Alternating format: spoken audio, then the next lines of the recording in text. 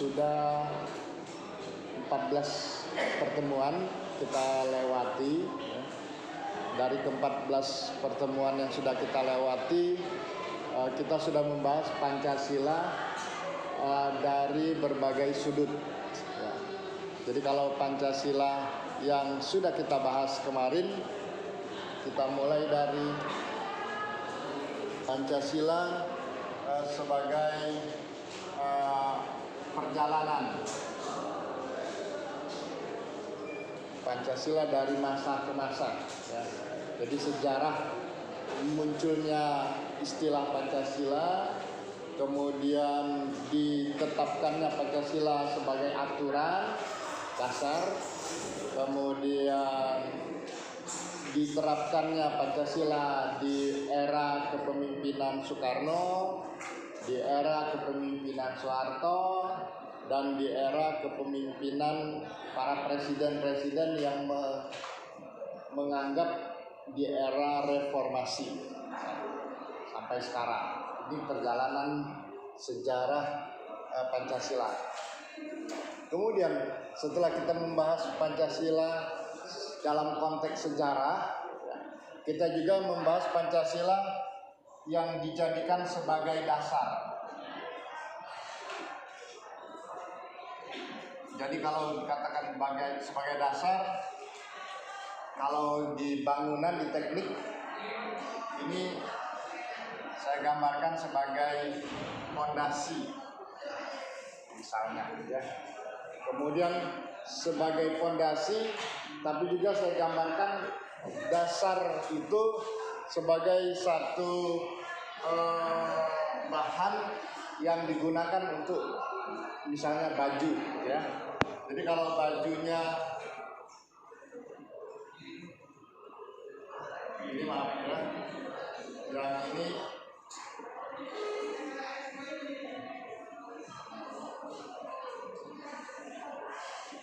telekung, baju yang paling sederhana, baju untuk sholat, bajunya dasarnya putih, maka mukenahnya juga mukenah putih. Ada juga orang pakai mukenahnya hitam. Itu mukenah hitam itu terbuat dari dasarnya hitam. Ada yang bermotif batik, ya. Mukenahnya bermotif batik, ya. Itu dasarnya batik juga. Artinya dasar di sini bisa menjadikan dia tidak tampak ataupun dia tampak, ya. Jadi baik substansi, ya, maupun apa selain dari substansi itu. Kalau substansi substannya, kalau yang ini yang jelas terlihat konkretnya, ya. Jadi baik yang abstraknya maupun yang konkretnya, baik dia tidak terlihat maupun juga dia terlihat. Jadi Pancasila sebagai dasar dalam kita bernegara ini tidak tampak, itu menunjukkan jiwanya, ya. Tampak menunjukkan raganya. Jadi idealnya dalam bernegara kita, jiwa dan raga kita ini adalah menunjukkan, mewujudkan manifestasi dari Pancasila. Ini yang kedua yang kita bahas. Kemudian Pancasila ini juga sebagai suatu cita-cita masa depan, ya. Suatu yang dicita-citakan. Memang cita-cita itu pertama dipateri di tahun 1945 untuk membentuk suatu masyarakat yang adil dan makmur, untuk meningkatkan kesejahteraan umum, untuk mencerdaskan bangsa, untuk dapat ikut dalam ketertiban dunia, ya. Semuanya itu berdasarkan Pancasila. Jadi masyarakat yang terlindungi itu terlindungi berdasarkan Pancasila.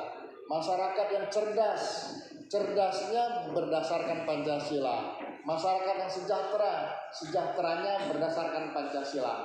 Jadi kondisi masa depan yang dicita-citakan itu adalah kondisi yang semuanya mewujudkan Pancasila. Ini yang ketiga. Ya. Kemudian selain daripada cita-cita, selain daripada sebagai dasar dan sebagai sejarah, Pancasila juga sudah kita bahas sebagai suatu sistem. Kalau misalnya sistem itu adalah suatu bangunan, rumah misalnya, ada atapnya, ada dindingnya, ada bangunannya, ada tiangnya,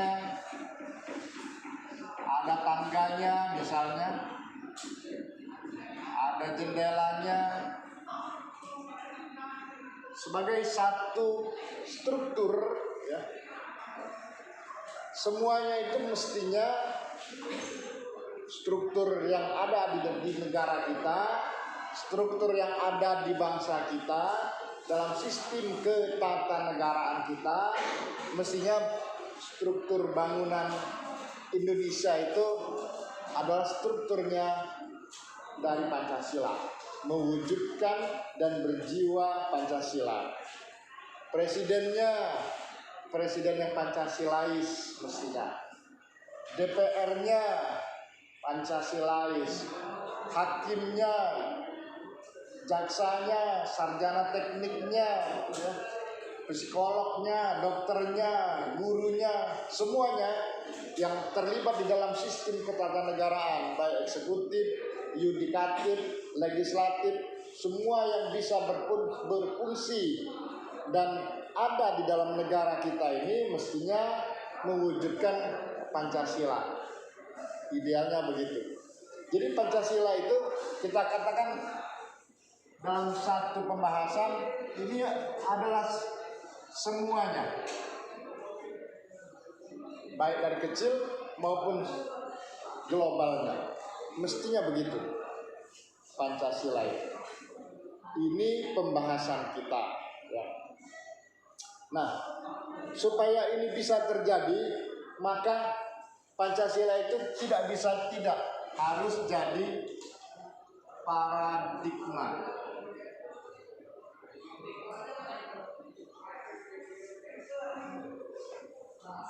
Ini yang mestinya, yang mestinya kita pegang. Saya memberi istilah paradigma itu, walaupun banyak pembuat definisi yang lain, baik secara bahasa atau secara ilmiah atau apa. Kalau saya memberi pemahaman paradigma itu sesuatu yang tidak boleh tidak, harus. Jadi sesuatu yang tidak boleh tidak, harus. Harus apa? Harus menerapkan Pancasila, baik dalam berkehidupan bermasyarakat, dalam berbangsa maupun dalam bernegara, dalam pembangunan nasional, dalam pembangunan politik, dalam pembangunan di segala bidang, ya, dalam pengembangan ilmu, agar kita menjadi bangsa yang jauh lebih maju lagi. Idealnya Pancasila itu tidak harus kita terapkan. Percuma kalau kita menjadi negara yang kaya raya tapi tidak berketuhanan. Sama saja dengan Fir'aun. Fir'aun itu raja yang sangat hebat pada masa itu, ya. Sampai dia mengaku Tuhan, ya. Saking hebatnya dia. Fir'aun adalah raja dari kerajaan yang ada di Mesir. Bukti fisiknya kita mengakui dia berhasil, ada peninggalan pada masa itu piramida yang mungkin orang atau insinyur sekarang mikirnya bingung juga. Tidak ada yang namanya untuk ngangkat mindahkan itu. Apa yang namanya tinggi itu? Bukan. Yang tinggi keren itu. Tidak ada zaman dulu keren itu. Tapi bisa naikkan sampai ke puncak piramida. Ya, saking hebatnya si Fir'aun dalam memerintah kerajaan itu. Ya. Sipil Cak Mano ya, yang pacak mah itu sekarang bingung kalau pakai ilmu teknik yang sekarang. Tapi itu saking hebatnya dia. Batu-batu besar, susunan rapi, simetris, ya. Itu sangat hebat. Kalau misalnya kita jadi negara yang kaya, misalnya seperti si Korun, ya. Korun itu Karun kalau biasa kita sebut, itu adalah orang yang sangat kaya, yang dalam ceritanya kunci tempat penyimpanan hartanya itu bergerobak-gerobak. Mungkin juga kuncinya besar zaman dulu ya, tapi membayangkan kita bahwa sangat banyak gudang-gudang tempat penyimpanan hartanya, saking banyak, saking kayanya. Dan kalau itu tanpa iman, maka itulah korun. Kita tidak mau menjadi negara kaya, negara yang berjaya, negara yang dapat ikut melindungi dunia, tapi tidak berketuhanan. Ya. Kalau kita tidak berketuhanan, akhirnya kita yang akan menjadi mengaku kita Tuhan. Itulah yang terjadi pada Fir'aun. Kita tidak mau. Negara Indonesia ini mestinya tidak harus berketuhanan. Sehebat-hebat dia harus mengakui ada yang jauh lebih hebat dari dia. Mestinya begitu. Dengan kata lain, mestinya kita mengikuti aturan-aturan Tuhan. Baik dalam mengembangkan ilmu, dalam mengelola Indonesia ini. Ya. Karena kalau tidak, inilah yang terjadi sekarang. Realitanya. Ya. Adanya penyimpangan-penyimpangan. Korupsi itu adalah orang yang tidak mengakui Tuhan, atau lupa dengan Tuhan, atau mengabaikan Tuhan. Mentang-mentang berkuasa, lupa bahwa yang dikorupsi itu, yang diambilnya itu adalah hak, bukan hak dia, ya, menyalahgunakan wewenang yang mestinya wewenang dia untuk mengurusi rakyat, mengurusi negara, ini dia mengkurusi rakyat, mengkurusi negara. Lupa bahwa hak orang lain itu bukan hak dia. Padahal di dalam aturan nilai-nilai ketuhanan kan kita dikasih tahu, ini hak individu, ini hak bersama, ini tanggung jawab, ini kewajiban, ini yang harus dilakukan, ini yang tidak boleh dilakukan. Mestinya korupsi, kalau kita pejabat kita, pemerintah kita itu bersih dari korupsi, itu sebagai indikasi bahwa negara kita berketuhanan. Tapi kenyataannya, kalau masih ada korupsi, maka kita bisa katakan mereka itu lupa dengan Tuhan, atau mengabaikan Tuhan, atau bahkan mungkin dia mengaku Tuhan, bisa membunuh anak buahnya ya, karena tidak mau nurut misalnya gitu, atau membahayakan misalnya. Mestinya kita harus berketuhanan, tidak bisa tidak menggunakan nilai-nilai Pancasila. Begitu juga Anda, ya, kalau itu pemerintah sekarang, realitanya negara kita, masyarakat kita, ini kembali ke Anda. Ya. Anda adalah generasi pewaris bangsa ini, generasi penerus bangsa ini. Andalah yang bertanggung jawab terhadap kondisi bangsa ini di masa depan. Itu yang perlu ditanamkan pada diri Anda, dan pengetahuan yang kita bahas di mata kuliah ini idealnya itu menjadikan Anda dapat berjiwa dan beraga Pancasila, memahami Anda dalam bermasyarakat, berbangsa dan bernegara menerapkan nilai-nilai Pancasila, dan ketika Anda nanti jadi pejabat, Anda menjadi pejabat yang Pancasilais. Harapannya begitu di dalam mata kuliah ini. Ya. Mata kuliah kita ini bukan mata kuliah pengetahuan. Ya. Bukan, kalau dalam dunia pendidikan itu ada 3 ranah yang harus dicapai. Kognitif, afektif, dan psikomotor. Mata kuliah ini mata kuliah dalam ranah afektif, sikap, perilaku, ya. Bukan pengetahuan kognitif. Kalau kognitif Anda bisa cari saja di mana saja pengetahuan itu. Kalau psikomotor Anda lakukan sesering mungkin, maka Anda akan terampil. Kalau Anda cari, Anda bisa ketemu. Bahkan tidak perlu Anda simpan, Anda tinggal klik saja di HP Anda, perintah si AI, ChatGPT dan sebagainya itu, dia akan ngasih tahu Anda. Kemudian Anda boleh lupakan karena dia yang akan mengingatnya. Otak Anda bisa kosong gara-gara ChatGPT, ya. Apa saja tanya, 2 kali 2 berapa, Chat? Ya, jawabnya sampai 2 kali 2 benanyo, otak dan digunakan lagi, ya. Nah, di mata kuliah kita ini adalah mata kuliah yang di ranah sikap afektif.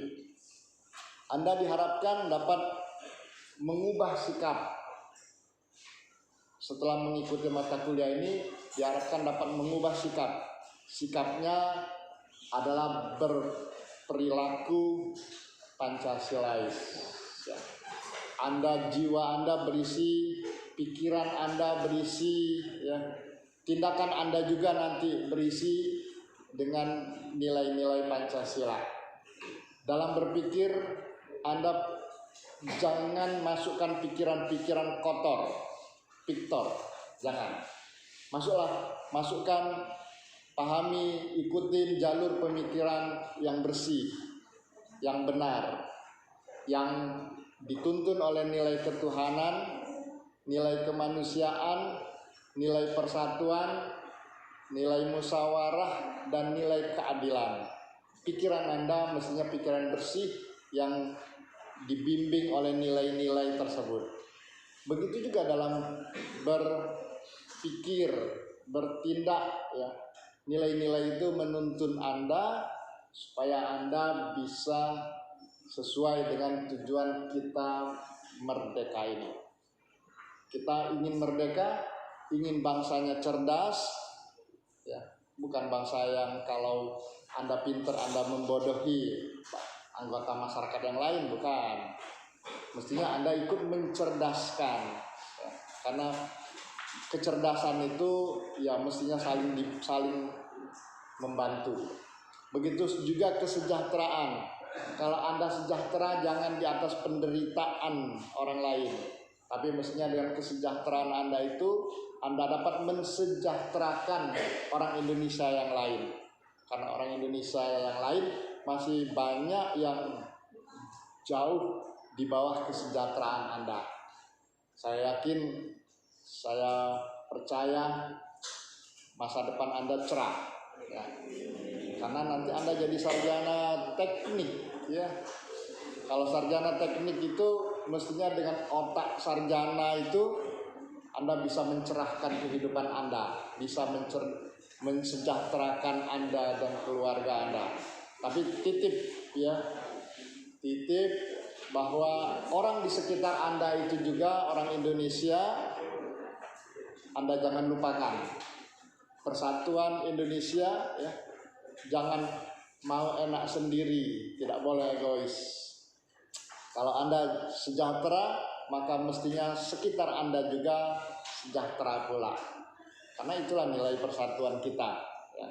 Keadilan sosial bagi seluruh rakyat Indonesia.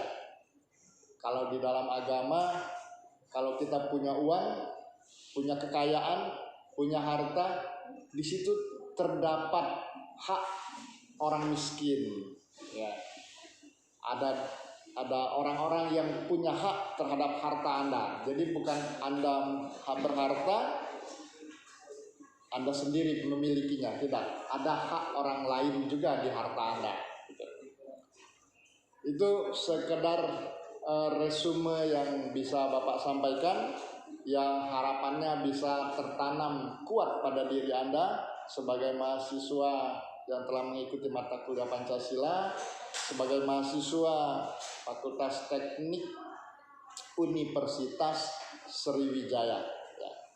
Jadikanlah fakultas Anda, universitas Anda menjadi kebanggaan Anda dan membanggakan. Andalah yang bisa membanggakan alma mater. Ya. Kalau alumni-alumninya nanti alumni yang berguna, alumni yang benar, alumni yang menjadi teladan, Universitas Sriwijaya itu mendapatkan harum dari perbuatan Anda.